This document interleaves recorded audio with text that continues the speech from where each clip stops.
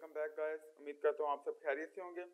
तो आज की इस वीडियो में हम लोग डिस्कस करेंगे कि सी प्रोग्रामिंग में अरेज को फंक्शन से कैसे पास करना है। इस चीज़ को हम इस वीडियो में डिटेल में देखेंगे और ये बहुत ही इजी और इम्पोर्टेंट टॉपिक है, तो आप लोगों ने इसको ध्यान से समझना। तो why and how to pass arrays, इधर मैंने पास लिखना था, मैंने आस्क लिख दिया। Why and how to pass arrays. हम अरेज को कैसे पास करेंगे। मान लो मेरे पास 70 स्टूडेंट्स हैं, मैं कहता हूँ मेरे पास 70 स्टूडेंट्स हैं, ठीक है। और मैंने क्या करना है, मैंने इनके मार्क्स मैंने एक फंक्शन को देने हैं। इनके जो मार्क्स हैं वो मैंने एक फंक्शन को देने हैं, ठीक है, मार्क्स, ताकि वो इन मार्क्स को नॉर्मलाइज कर दे। तो मैं यहाँ पर फंक नाम का एक फंक्शन बना लेता हूँ, फंक, और इसके अंदर मैं लिख देता हूँ। अब एक तो तरीका है कि मैं इधर लिखना शुरू हो जाऊं कि int 1, int marks 1, int marks 2, int marks 3, int marks 4, इस तरह मैं 70 तक लिखता जाऊं। लेकिन यहाँ पर प्रॉब्लम है। प्रॉब्लम क्या है, हमारा प्रोग्राम, हमारा जो कोड है वो बहुत ज़्यादा क्लटर्ड हो जाएगा। अब हम ऐसा बिल्कुल नहीं चाहते कि हमारा जो कोड है वो क्लटर्ड हो जाए। तो इसीलिए इस चीज़ का सोल्यूशन क्या है, इसका सोल्यूशन है कि हम इसमें से अरेज को पास करेंगे, यानी कि हम 70 स्टूडेंट्स का अरे बनाएंगे और वो हम फंक्शन को दे देंगे, ठीक है। इसका हम पॉइंट 1 देखते हैं।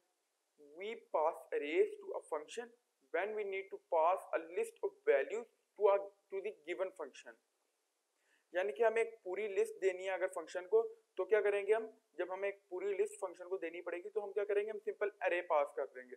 अब मान लो कि मुझे इन 70 स्टूडेंट्स के मार्क्स की एवरेज निकालनी थी, तो मैं मार्क्स को एक एक करके भेजूंगा इस फंक्शन में?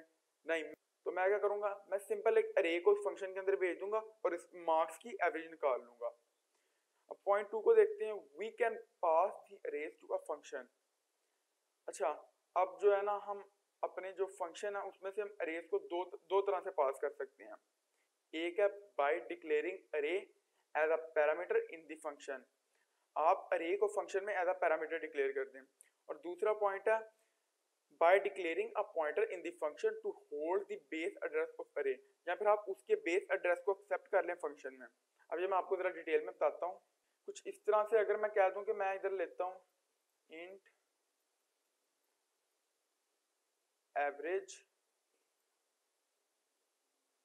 और इसके अंदर हम दे देते हैं इंट अरे ARR।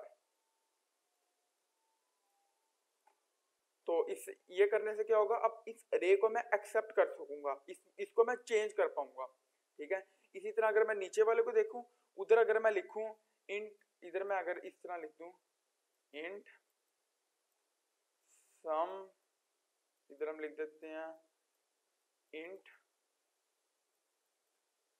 Star PTR। ये अब इंट स्टार PTR लिखने से क्या होगा, मैं जो मेरा अरे है उसका बेस एड्रेस में पॉइंटर में स्टोर कर लूंगा। अच्छा, ये मैं आपको पहले भी, मैंने आपको पीछे वीडियोस में भी बताया था कि ये जो मैं लिखता हूँ ये मैं रफ लिखता हूँ बिल्कुल, ठीक है। इस पे आपने अगर कोई होता है तो उस पर आपने गौर नहीं करना। ये चीज़ें सिर्फ मैं आपको कॉन्सेप्ट क्लियर करता हूँ, मैं सिंटैक्स को नहीं देखता। सिंटैक्स को वीडियो के एंड पे जाके, तकरीबन हर वीडियो में हमने जाके विजुअल स्टूडियो कोड में देखा, इसमें मैं आपका सिर्फ कॉन्सेप्ट क्लियर करता हूँ। तो चलो हम आगे जाके इसको जरा डिटेल में देखते हैं। By declaring array as a parameter in a function. अब मान लो कि ये मेरा मेन है, ठीक है, मेन, इधर मैं इंट भी लगा देता हूँ, इंट मेन। और मान लो मेरे पास एक अरे है। अब मैं इस अरे का साइज छोटा रख रहा हूँ, लेकिन आपने ये बात याद रखनी कि आप इस अरे का साइज बड़ा भी रख सकते हैं। मैं अपने हिसाब से अरे का साइज छोटा रख रहा हूँ। मैं इधर लिख देता हूँ सिंपल इंट ARR, ये मैंने अरे का नाम लिख दिया और इसके आगे मैंने इसका साइज लिख दिया 1 2 और 3, यानी मैंने 3 साइज का अरे लिया। अब उसके साथ साथ मैं क्या करूंगा, मैं अपने जो मेरा फंक्शन है मैं उसको कॉल करूंगा और उसको अपना अरे दे दूंगा। तो मैं क्या करूंगा, मैं सिंपल, फर्स्ट करो मेरा है एक फंक्शन है इंट AV। अब ये AV क्या है, ये हमारी एवरेज है। इसको मैं किसके इक्वल कर देता हूँ, मैं इसको कह देता हूँ फंक इसको भी हम फंक्शन को आगे करते हैं और इसके अंदर मैं दे देता हूँ अपना अरे और इधर हम सिंपल कर देते हैं रिटर्न 0 और इधर हमारा क्लोज हो गया। अब मैं इधर इस अपने फंक को देख लेता हूँ, इंट फंक। अब हम क्या करते हैं, इसको मैं दे देता हूँ अपना अरे दे देता हूँ इसको मैं इंट अरे ARR, ठीक है। अब इस यहाँ तक मैं आपको दोबारा समझा दूं, हमने क्या किया, हमने एक मेन फंक्शन बनाया, ठीक है। उसके अंदर मैंने अपना 3 साइज का अरे डिक्लेयर कर दिया, इंट अरे 1 2 3 मेरा 3 साइज का अरे डिक्लेयर हो गया। फिर मैंने क्या किया, मैंने एक फंक्शन लिया, उसको मैंने क्या कर दिया, मैंने अरे दे दिया।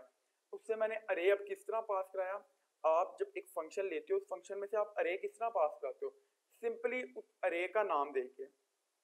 जिस तरह मैंने इस फंक्शन को मैंने इधर लिखा, अब ये वाला जो हिस्सा है ये हमारे मेन से ऊपर आता है, ठीक है, ये मैंने साइड पे लिख दिया। अब इसके अंदर मैंने क्या किया, मैंने सिंपल अपने अरे का नाम दे दिया। तो अब हम क्या करते थे, हम जिस तरह मैंने आपको पीछे भी मैंने अरे के उधर भी बताया, हम इधर सिंपल फॉर लूप लगाते थे अपना। हमने फॉर लूप लगाया, फॉर लूप लगा के हम क्या करेंगे, इधर मैं कह दूंगा sum is equal to sum plus array और आई, ठीक है, और उसको हम क्लोज कर देते हैं। और रिटर्न क्या कर देंगे, हम रिटर्न कर देंगे सिंपल, रिटर्न कर देंगे हम सिंपल सम ओवर में मैं कह देता हूँ बी मैं दे देता हूँ। अब ये हमारा बी क्या है, बी मैं कह देता हूँ कि हमारा जो बी है वो हमारा जो अरे का साइज है वो है। हमने इसका सम लिया, सम लेके हमने उसको जो हमारी अरे का साइज था उससे हमने डिवाइड कर दिया। डिवाइड करने से क्या हो गया, ये हमने क्या किया, हमने अपने स्टूडेंट्स के मार्क्स की एवरेज निकाल दी। अब मैं आपको एक और बहुत ही इंपॉर्टेंट बात बताऊँ, इस बात को आपने याद रखना, अगर आप अरे की वैल्यू अपने इस फंक्शन के अंदर आप चेंज करते हो तो क्या होगा कि वो आपके मेन फंक्शन में भी इधर भी रिफ्लेक्ट हो जाएगी। यानी कि अगर आप यहाँ पर वैल्यू चेंज करते हो तो वो यहाँ पर ऑटोमेटिकली रिफ्लेक्ट हो जाएगी। तो उम्मीद करता हूँ कि ये declaring array as a parameter आपको समझ आया होगा। अब हम चलते हैं आगे, इसको देखते हैं। अब मान लो उसी तरह जिस तरह मैंने पीछे लिखा, मैं अब ये पूरा नहीं लिखना चाहता, मैं इसको रफ करके लिखता हूँ। जरा आपको मैंने पहले बताया था, मैं लिखता हूँ अपना मेन फंक्शन लगा लेता हूँ, इंट मेन लगा लेते हैं हम, और इसके अंदर मैं अपनी अरे देता हूँ इंट ARR, और इसका साइज मैं छोटा ही रखता हूँ 1 2 3, और नीचे मैं एक फंक्शन लेता हूँ एवरेज इज इक्वल टू फंक, और इसके अंदर हम दे देते हैं अरे, ठीक है, और हम इधर रिटर्न कर देते हैं सिंपल रिटर्न 0, ठीक है। अब मैं आपको समझाता हूँ कि हम अपने अरे के बेस एड्रेस को फंक्शन से कैसे पास करते हैं। तो इधर मैं लिखता हूँ इंट, पहले मैं लिख लेता हूँ बाद में आपको समझा देता हूँ अच्छी तरह, इंट एवरेज, और इसके अंदर मैं देता हूँ इंट स्टार ptr। अच्छा, अब मैंने क्या किया, मैंने एक मेन फंक्शन लिया, ये मैंने एक मेन फंक्शन लिया, ठीक है, उसके अंदर मैंने अपनी अरे डिक्लेयर की 3 साइज की, जिसमें 1 2 3 मैंने 3 साइज की अपने अरे डिक्लेयर कर दी। अब मैं नीचे आया, मैंने एक एवरेज फंक्शन जो कि मैंने मेन से ऊपर ऑलरेडी लिखा, उसके अंदर मैंने क्या किया, अपने जो मेरा अरे था उसका मैंने एड्रेस दे दिया। अब ये ARR क्या है, हमारा ARR था हमारी अरे का नाम, ठीक है। जब भी हम अरे का नाम देते हैं तो उसका क्या मतलब होता है कि हमारा जो अरे का पहले वाला जो एलिमेंट है उसका हमने इसको एड्रेस दे दिया। यानी हमारी अरे के अंदर अब ये तीन एलिमेंट्स हैं 1 2 3। अगर मैं अरे का नाम कहीं पे देता हूं तो उसका क्या मतलब है कि मेरा जो पहला एलिमेंट है अरे का, मैंने उसका एड्रेस वहां पे दिया। ठीक है। अब हम अपने जब यहाँ पर हमारा फंक्शन आएगा वो यहाँ से वापस चला जाएगा, किधर, इधर आ जाएगा ऊपर। जब वो इधर आएगा वो इधर आके देखेगा कि एवरेज के अंदर हमने एक पॉइंटर दिया हुआ है। अब उस पॉइंटर के अंदर कोई तो एड्रेस स्टोर होना है। अब इधर जो हमने एड्रेस दिया अरे का, हमारा जो 1 था वो इधर आके स्टोर हो गया, ठीक है। अब अगर मैं यहाँ पे लिखूं स्टार ptr तो क्या आंसर आएगा? तो स्टार ptr जब हम लिखेंगे तो उसका आंसर आएगा, स्टार का मतलब क्या था? स्टार का मतलब था कि अगर हम अपने पॉइंटर के साथ ऑपरेटर, स्टार ऑपरेटर लगा देते हैं तो उसका मतलब है हमारे पॉइंटर के अंदर जो एड्रेस स्टोर है उसकी वैल्यू दे दो। अब पॉइंटर के अंदर हमारा कौन सा एड्रेस स्टोर था? ARR। अब ARR के अंदर क्या स्टोर होता है? हमारा जो अरे का पहला पॉइंट पहला एलिमेंट होता है उसका एड्रेस स्टोर होता है। अब ARR हमारा अरे का नाम है, यानी हमारे अरे के नाम के अंदर हमारे अरे के फर्स्ट एलिमेंट का एड्रेस स्टोर होता है, ठीक है। तो ये हमारा क्या है? 1 आ जाएगा। अगर मैं इधर लिखता हूं स्टार ptr +1 तो क्या हो जाएगा? +1 करने से क्या हो जाएगा? मेरा ये स्टार ptr पे क्या था? ये वाली वैल्यू थी। जब मैं उसमें एक और ऐड कर दूंगा, मैंने आपको पीछे बताया था कि पॉइंटर में जब हम कोई चीज ऐड करते हैं तो वो 1 नहीं ऐड होता, वो साइज ऑफ इंट ऐड होता है। यानी आपके आर्किटेक्चर में जो आपके इंट का साइज जितना है वो उतना ऐड होगा, यानी वो डायरेक्ट अगले एलिमेंट पे चला जाएगा, ठीक है। जब मैं 1 ऐड करूंगा तो वो किस पे आ जाएगा? अगले एलिमेंट पे आएगा। अगला एलिमेंट क्या है? हमारा 2 है। इसी तरह वो जब मैं 2 ऐड करूंगा तो वो किधर आ जाएगा? वो 3 पे आ जाएगा। अब इधर क्या हुआ था? हमारा ये जो अरे है, जो हमारे अरे के फर्स्ट एलिमेंट का एड्रेस है, वो क्या हुआ? वो यहाँ से इधर कॉपी हुआ। अब मैं आपको इस चीज को जरा और डिटेल में समझा देता हूँ। मान लो मेरा ये है, मेरा अरे, मेरे अरे के अंदर ये पॉइंट्स हैं, ठीक है। अब ये मेरा जो आर्किटेक्चर है, मान लो मेरे आर्किटेक्चर में मेरा जो एक अरे है वो 2 बाइट की स्पेस ले रहा है, ठीक है। मेरा जो एक अरे है वो 2 बाइट की जगह ले रहा है। मैं इसको बना देता हूँ जरा। मान लो ये मेरा 1 2 1 2 1 2 1 2, ये मेरा 2 बाइट की स्पेस ले रहा है। अब मेरा जो 0 है अरे, इसका क्या एड्रेस है? इसका मान लो एड्रेस है 1000 कह लेते हैं, 1000, ठीक है। इसका क्या है? इसका 1002 है। इसका क्या है? 1004, इसी तरह 1006। अब जितना मैंने आपको ये समझाया, ये मैं आपको इधर समझाने की कोशिश कर रहा हूँ। जो अब यहाँ पे देखो, मेरा ARR पे क्या स्टोर था? मेरा जो फर्स्ट एलिमेंट है उसका एड्रेस, ये एड्रेस था, ये मेरे ARR में स्टोर था, मान लो। अब इस एड्रेस में अगर मैं 1 ऐड करूं, अगर मैं इधर लिख दूं ARR +1, तो ये 1000 में 1 नहीं ऐड होगा। अब अगर हम नॉर्मल अरिथमेटिक को देखें तो उसमें क्या होगा? हमारा ARR हमारा ARR क्या है? 0 का एड्रेस है और 0 का एड्रेस 1000 है। तो अगर हम ARR में 1 ऐड करेंगे तो नॉर्मल अरिथमेटिक को अगर देखा जाए तो वो 1001 हो जाएगा। लेकिन इधर क्या हो रहा है? मेरे आर्किटेक्चर में मेरा जो अरे है वो 2 बाइट ले रहा है, ठीक है। तो इधर क्या होगा? हमारा 1 साइज ऑफ इंट ऐड होगा, यानी ये हमारा एक साइज है इंट का, ये जो 2 है ये हमारा इंट का एक साइज है, ये ऐड होगा।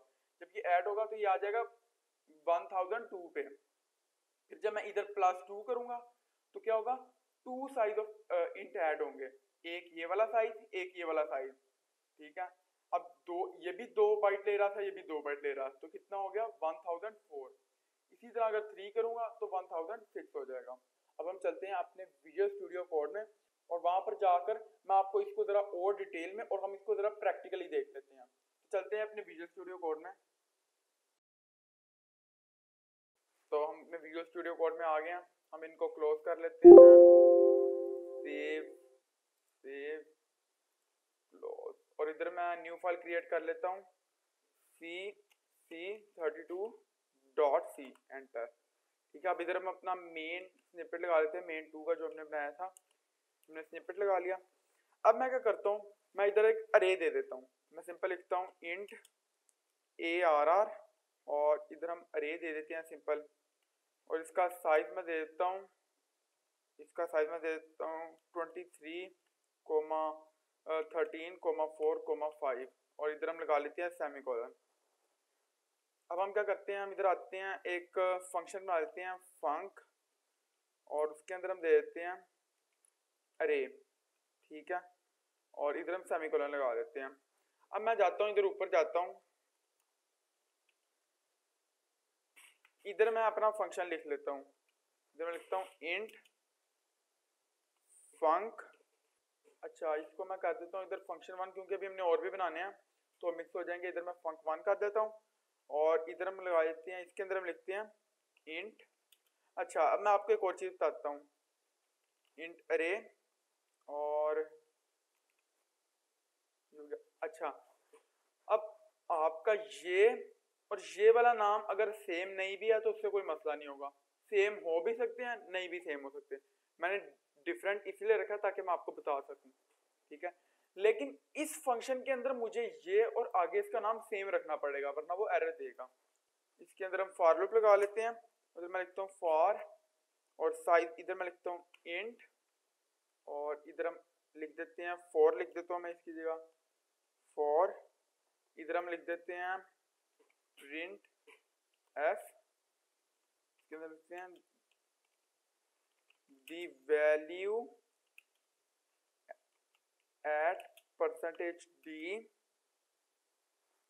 इज %d \n और इधर हम कोमा लिख के पहला हम आई कर देते हैं, कोमा दूसरा हम कर देते हैं अरे, ठीक है, और उसके अंदर हम कर देते हैं आई रिटर्न 0 सेमीकोलन।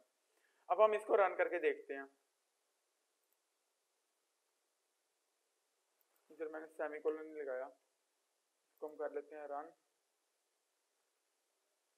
तो ये देखें हमारी वैल्यूज प्रिंट हो गई हैं 23, 13, 4 और 5 जो हमने इधर वैल्यूज दी थी। अब ये तो चीज़ थी, ये चीज़ तो बिल्कुल सिंपल थी, इसके तो आपको समझ आ गई होगी। अब हम इधर एक और चीज़ देख लेते हैं, मैं लिखता हूँ प्रिंट एफ और प्रिंट एफ और इसके अंदर हम लिखते हैं the value at index 0 is %d \n और इधर बाहर हम लिख लेते हैं ARR और इधर आ जाएगा 0 और इधर हम सेमीकोलन लगा लेते हैं। अब इसको हम करते हैं कॉपी और इधर हम इसको कर देते हैं पेस्ट। तो मैं इसको रन करता हूँ तो ये देखें दी एट इंडेक्स 0 इज 23 और फिर उसने 23 प्रिंट कर दिया।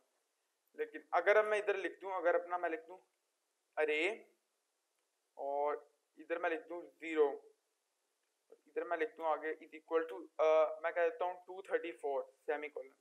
अब हम इसको रन करते हैं तो ये देखें पहले वो इधर आया, उसने हमारी वैल्यू प्रिंट की इंडेक्स 0 पे, वो थी 23, उसने वो प्रिंट की। फिर वो गया फंक 1 में, हमारे इस वाले फंक्शन में गया, उसने जाके हमारा फॉर लूप लगाया और फॉर लूप लगा के उसने इनको बारी बारी प्रिंट कर दिया, ठीक है। फिर जब वो अपने इस फॉर लूप से निकल के नीचे आया तो नीचे हमने क्या कर दिया, हमने अरे की वैल्यू, अरे जो हमारा 0 था उसको हमने चेंज कर दिया 234 पे, उसने उसको प्रिंट कर दिया। अब उसने इसको प्रिंट क्यों किया, मैंने आपको पहले भी बताया था कि हमारा जो ARR है, ये जो मेरा ARR है, ये क्या है, ये हमारा इसका एड्रेस होता है, हमारा जो अरे का पहला एलिमेंट है उसका एड्रेस होता है। तो हमने जब इसका एड्रेस इधर लिया तो उसकी मदद से हम उसको चेंज भी करा सकते हैं। अब हम क्या करते हैं, हम इसको एक और फंक्शन लगा के देखते हैं। कमेंट आउट कर देता हूँ मैं इसको और इधर मैं आता हूँ, इधर मैं लिखता हूँ इंट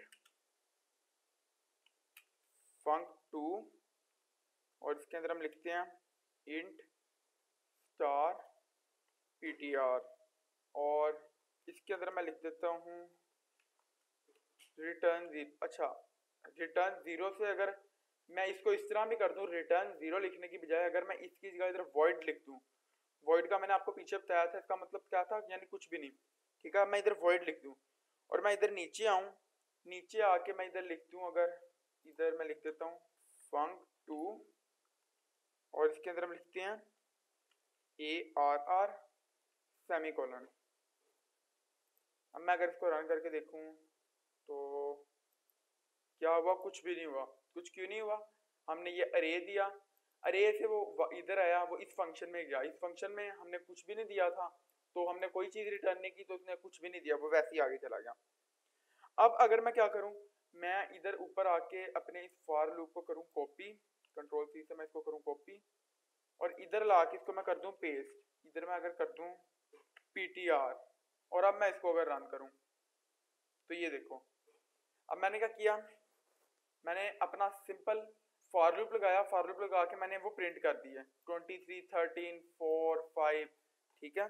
यानी अब ये क्या था, हमारे func2 पे इसका एड्रेस स्टोर था, वो एड्रेस स्टोर होके इस पॉइंटर में स्टोर था, वो एड्रेस इस पॉइंटर में स्टोर था, हमने वो पॉइंटर सिंपल हमने लिखा और उसकी वैल्यूज आ गई। अब मैं इसको एक और तरीके से भी कर सकता हूँ, मैं अगर इधर कर दूं, इधर मैं स्टार लगाऊं, स्टार लगा के इसको मैं इसके अंदर कर दूं, इधर मैं कर दूं और इसको मैं कर देता हूं प्लस। अब मैं अगर इसको रन करूं तो अब भी ये मुझे वही वैल्यूज देगा। अब हमने क्या किया, जब हमने स्टार किया तो स्टार का मतलब क्या था, इस पे मौजूद एड्रेस जो है उसकी वैल्यू क्या थी, पहली थी 23 थी, 23 प्रिंट हुई, पहले हमारी आई की वैल्यू 0 थी, ठीक है, 0 23 में ऐड हुआ तो हमें 23 मिल गया। फिर जब आई की वैल्यू लूप दोबारा चला और आई की वैल्यू 1 हुई, और इधर पीटीआर में जब 1 ऐड हुआ, अब 1 क्या था हमारा, 1 साइज ऑफ इंट ऐड होगा। जब 1 साइज ऑफ इंट ऐड हुआ तो अगला जो उसका था मेमोरी लोकेशन था वो उधर गया और उसने अगली वैल्यू दी, फिर इसी तरह ये चलता गया। यानी कि अब अगर मैं इधर लिखूं स्टार और इसके अंदर हम लिखते हैं ptr प्लस 2 और इसको मैं कर देता हूँ इज इक्वल टू, मैं कह देता हूँ 345, ठीक है, और इधर हम सेमीकोलन लगा लेते हैं। अब मैं नीचे आता हूँ, मैं नीचे आके इसको दोबारा इसको मैं करता हूँ कॉपी और इधर मैं कर देता हूँ इसको पेस्ट, ठीक है। अब हम इसको रन करके देखें तो ये देखें पहले क्या हुआ, उसने सिंपल हमारा ये जो पहले फंक्शन पे आया, आके उसने फॉर लूप चला के हमारा यहाँ तक प्रिंट कर दिया। फिर उसने नीचे आया, नीचे आके उसने इसको देखा, उसने हमारा जो पीटीआर था, पीटीआर यानी जो हमारी एड्रेस पे जो वैल्यू थी उसमें उसने 2 ऐड किया, ठीक है, 2 ऐड करके वो कहाँ पे आया, इधर आ गया, यानी 0 1 2, ठीक है, 2 पे वो इधर आया, इसकी वैल्यू हमने उसको क्या दिया कि इसकी वैल्यू 345 कर दो। जब यहाँ से उसने वैल्यू 345 की, फिर उसने फंक्शन को दोबारा फंक्शन पे चला गया, इस फंक्शन से निकल के इधर आया, वैल्यू चेंज की, दोबारा फंक्शन में चला गया, ठीक है, दोबारा फंक्शन में गया तो बाकी 3 वैल्यूज उसने वैसी दी, और ये वाली जो वैल्यू जो हमने चेंज की थी वो उसने हमें चेंज करके इधर प्रिंट कर दी। मैं अब कर देता हूँ इसको भी मैं कमेंट आउट कर देता हूँ, कमेंट आउट। अब मैं इधर आता हूँ, इधर मैं एक और फंक्शन ले लेता हूँ void, हम देख लेते हैं अपने मल्टी डायमेंशनल अरे को, हम उनकी बात भी कर लेते हैं। तो मैं इधर लिखता हूँ void और इधर आगे मैं लिखता हूँ func3 और इसके अंदर हम लिखते हैं int arr और इसके अंदर मैं अंदर 2 लिख लेता हूँ और इधर एक कोड लगा के उसके अंदर भी 2 लिख लेता हूँ। अब हम नीचे आते हैं, इधर मैं लगा लेता हूँ फॉर लूप int आई मैं कर देता हूँ 2 और इधर मैं फिर लगा लेता हूँ फॉर लूप, पहले मैं एक बार लिख लूँ फॉर, इधर मैं कर देता हूँ int, इसको मैं कर देता हूँ j, इसको भी मैं कर देता हूँ j और इसको भी मैं 2 कर देता हूँ क्योंकि हमारा 2 डायमेंशन हमने दिया उसको। फिर इधर भी मैं j कर लेता हूँ और इधर मैं नीचे क्या करता हूँ, मैं इधर करता हूँ प्रिंट f, इसके अंदर हम क्या लिखेंगे, इसके अंदर हम लिखते हैं the value at %d, %d is %d\n और इसको हम बाय लिख लेते हैं, पहला i दूसरा जे, और तीसरा हमारा क्या आएगा ARR। इसके अंदर हम लिखते हैं I, और इसके अंदर हम लिखते हैं J, और इधर हम सेमीकोलन लगा लेते हैं। अब मैं नीचे आता हूँ, मैं इधर अब आके अपना देता हूँ func3, और इसके अंदर हम क्या लिखते हैं, इसके अंदर हम लिखते हैं ARR, और बाहर हम लगा लेते हैं सेमीकोलन। ठीक है, अब मैंने क्या किया, मैंने अपना अच्छा अब इधर मैं एक और काम कर लेता हूँ, इधर भी मैं इसको मैं कर देता हूँ 2। ठीक है, और हम इनको ज़रा चेंज कर लेते हैं। अब इधर भी मैं एक ब्रैकेट लगा लेता हूँ। ठीक है, और इनको मैं इसको 2 कर देता हूँ, इसको 1 कर देता हूँ। ठीक है, कोमा, और इधर हम एक और ब्रैकेट इधर हम लगा लेते हैं एक और ब्रैकेट, और इसके अंदर मैं लिखता हूँ 4,6 लिख लेता हूँ, 4,6, और इसके बाहर हम दोबारा ब्रैकेट लगा लेते हैं। अब मैंने क्या किया, मैंने एक 2D अरे लिया, लेके मैं नीचे अपने फंक्शन 3 में गया, इधर मैंने अपने अरे का एड्रेस दे दिया। अब मैं अपने फंक्शन 3 पे आया, इधर मैंने क्या किया, मैंने इधर 2 लूप लगा दिए। ठीक है, हम इसको रन करके देखते हैं। तो ये देखें, उसने क्या कहा कि हमारी जो 0 0 पे वैल्यू थी, पहले हमारा लूप इधर आया, आई की वैल्यू भी 0 थी, जे की वैल्यू भी 0 थी, उधर हमारी क्या वैल्यू आई 2 आ गई, फिर आई की वैल्यू हमारी 0 ही रही, जे की वैल्यू हमारी जब 2 हो गई तो उधर हमारी क्या वैल्यू आ गई। इसी तरह 1 0 पे जब आई की वैल्यू हमारी 1 होगी और जे की वैल्यू 0 थी, उधर हमारी क्या वैल्यू आई 4। ये मैंने आपको बताया था कि ये होगा 0 0 से प्रिंट होगा, ये 0 1 से होगा, फिर ये 1 0 से होगा, और ये 1 1 से होगा। ठीक है, तो उसने सिंपल इनको प्रिंट कर दिया। तो इस तरह आप लोग जिस तरह हमने अपने 2D अरे को प्रिंट किया, इसको हमने देखा, इसी तरह आप इधर 3D भी कर सकते हो, 4D भी अरे भी यूज कर सकते हो, 5D अरे भी यूज कर सकते हो। तो उम्मीद करता हूँ कि आपको अब तक समझ आ चुकी होगी कि हम अपने अरे को फंक्शन से कैसे पास कराते हैं। तो मिलते हैं अगली वीडियो में, तब तक के लिए खुदा हाफिज।